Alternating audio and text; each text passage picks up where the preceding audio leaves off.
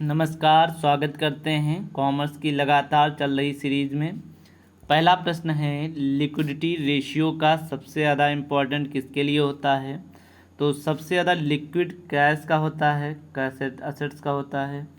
इसलिए यहाँ पर अगर आपसे पूछा जाए कि आंसर कौन सा होगा, तो कैश का होता है। और कैश में कौन सी चीज़ें आती हैं, तो वो फाइनेंशियल इंस्टीट्यूशंस के लिए आती हैं।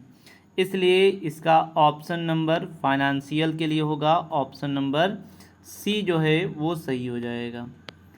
नेक्स्ट है MOS, मार्जिनल ऑफ सेफ्टी, अंतर क्या है? सुरक्षा उपांत हिंदी में इसे बोलते हैं। तो ये जो होता है ये एक्चुअल सेल्स व ब्रेक इवन पॉइंट्स के बीच का एक पॉइंट है, एक्चुअल सेल्स का। तो इसमें ये हमारा कौन सा ऑप्शन है? तो ये ऑप्शन नंबर बी है, जो तुम्हारी सम विच्छेद बिंदु से वास्तविक बिक्री ज़्यादा हो तो इसका मतलब आप सुरक्षित हो, मार्जिन ऑफ सेफ्टी में चल रहे हो। नेक्स्ट है, स्थायी संपत्ति टर्नओवर अनुपात कौन सा होता है? तो स्थायी संपत्ति मतलब अपॉन में टोटल असेट्स में फिक्स्ड असेट्स करना है। तो फिक्स्ड असेट्स रखना है तो आंसर हो जाएगा सी। तो ऑप्शन नंबर सी जो है वो सही हो जाएगा। Sales upon fixed assets into 100 कभी कभी यहाँ पर लगा होता है। नेक्स्ट क्वेश्चन है, विनियोग पूंजी से तात्पर्य लाभ का कुल विनियोजित पूंजी से संबंध है। यहाँ लाभ कुल विनियोजित पूंजी का अर्थ है। तो कौन सा अर्थ है? तो यहाँ पर ये short term and long term fund जो क्रेडिटर्स एंड शेयर होल्डर्स के लिए दिए जाते हैं, तो इसलिए इसका ऑप्शन जो हो जाएगा वो सी हो जाएगा। नेक्स्ट है, कोस अंतर है। कोस मतलब फंड, फंड का डिफरेंस किससे होता है? तो फंड क्रिएट होता है करंट असेट से और करंट लायबिलिटी से। तो इसका ऑप्शन नंबर ए हो जाएगा, करंट असेट्स और करंट लायबिलिटीज़। नेक्स्ट क्वेश्चन है, यदि current ratio 2.5 liquid 1.5 working capital, तो वर्किंग कैपिटल का फार्मूला होता है current assets minus current liabilities. Current assets मान लो 2.5 है, करंट लायबिलिटी 1 है, तो 1.5 होना चाहिए।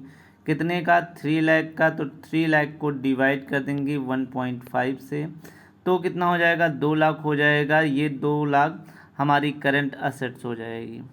और हमें पूछ यहाँ पे करंट असेट्स ही रहा है, इसलिए इसका ऑप्शन नंबर ए सही हो जाएगा। ठीक है। और इनटू ये तो 1 आया, ये करंट लायबिलिटी आया, और इसे 2 लाख को इंटू 2.5 से भी करेंगे तो हो जाएगा 5 लाख। तो यहाँ पे ऑप्शन नंबर डी सही हो जाएगा। नेक्स्ट है, अनुपात का उद्देश्य क्या होता है?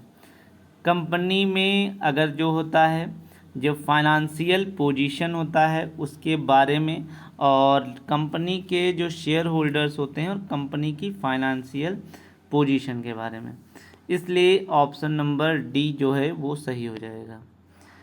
कम विक्रय की मात्रा 10,000 है, परिवर्तन मतलब वेरिएबल कॉस्ट इतनी है, लाभ इतना है, लाभ मात्रा अनुपात ज्ञात करिए।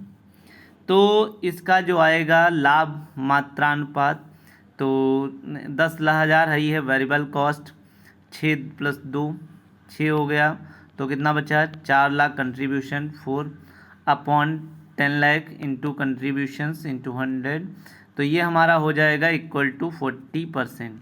तो इसका ऑप्शन नंबर सी जो है 108 का हो जाएगा।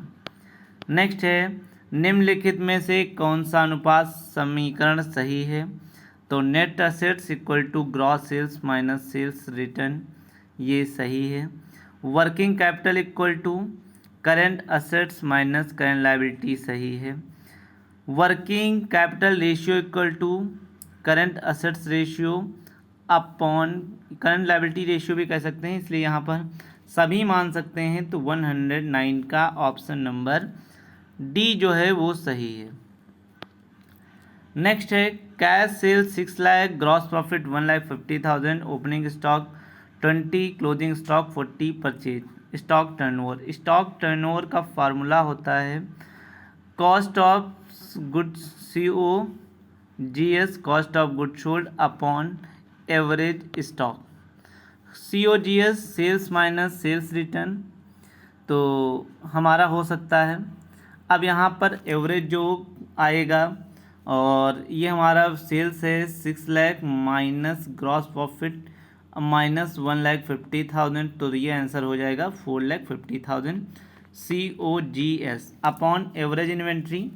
एवरेज इन्वेंट्री मतलब जो हमारी है वो हमारी ओपनिंग 20 है plus 40 upon 2 means 60 upon 2 equal to 30,000। 30,000 से डिवाइड हो जाएगा तो ये कट जाएंगे, 3 1 जा 3, 3 5 जा, तो इसका आंसर हो जाएगा 15 टाइम्स।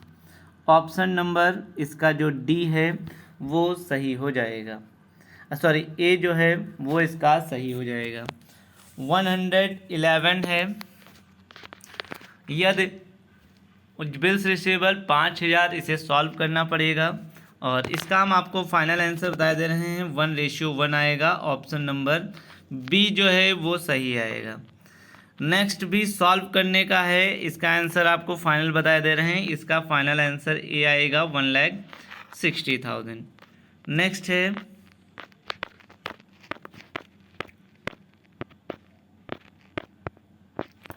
क्वेश्चन नंबर 114, चालू अनुपात एवं स्टॉक का डिफरेंस क्या कहलाता है? तो उसको हम लिक्विड असेट्स के रूप में बोलते हैं, तो 114 का ए हो जाएगा। नेक्स्ट है 115, चालू संपत्तियां इतनी हैं, चालू दायित्व इतने हैं, बेचे गए की कॉस्ट है वर्किंग कैपिटल, तो वर्किंग कैपिटल रेशियो जो होता है तो वर्किंग कैपिटल से निकालना पड़ेगा, तो इसका ऑप्शन 8 आएगा फाइनल के रूप में। नेक्स्ट क्वेश्चन है और इसका भी जो सॉल्व करेंगे 116 का, तो इसका भी ऑप्शन नंबर बी आएगा। नेक्स्ट है 117 को सॉल्व करेंगे तो ऑप्शन नंबर ए आएगा। क्वेश्चन नंबर 118 का आंसर ए है 1.75 रेशियो 1। क्वेश्चन नंबर 119, तो इसका आंसर 119 का ऑप्शन नंबर सी आएगा 31.51। क्वेश्चन नंबर 120 का बी हो जाएगा 2,87,000। बेचे गए माल का लागत ज्ञात करने के लिए, तो सेल्स पहला सही है और दूसरा ग्रॉस प्रॉफिट दूसरा गलत है, मतलब पहला ही सही है। ऑप्शन नंबर 121 का ए है सही। उसके बाद 122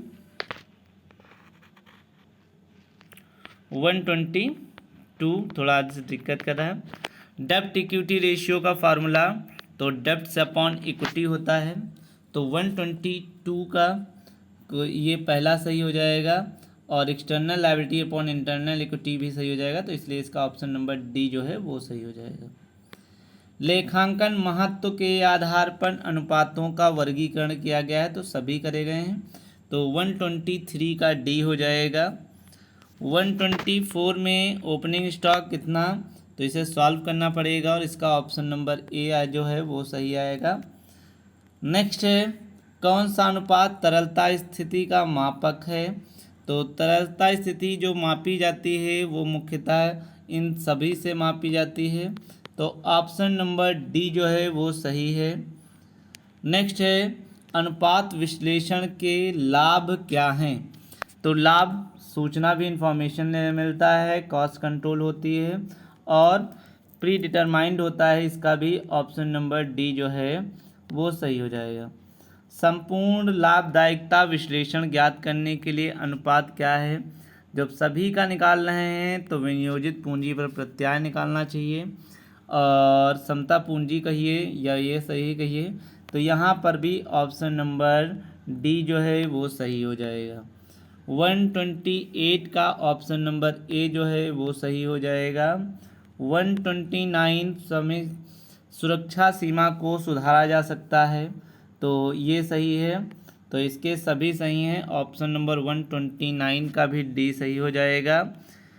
अंशदान सीमा आज हमारा ये ज़्यादा दिक्कत कर रहा है। और 129 मार्जिनल ऑफ सेफ्टी को सुधारा जा सकता है, ये हो गया है। 130 का ऑप्शन नंबर सी जो है fixed cost plus profit equal to contributions जो होता है वो होता है ऑप्शन नंबर सी जो है वो सही होता है। आगे कंट्रीब्यूशन सीमा को किस नाम से जाना जाता है? तो कंट्रीब्यूशन सीमा को हमें सीमांत आय के नाम से भी जाना जाता है। नेक्स्ट है वर्किंग कैपिटल टर्नओवर रेशियो का फार्मूला, तो nets upon working capital into 100, इसका ऑप्शन नंबर ए सही हो जाएगा। ये क्वेश्चन आज के थे, आगे और भी क्वेश्चन मिलते रहेंगे। Thank you for connecting. Thank you, have a nice day.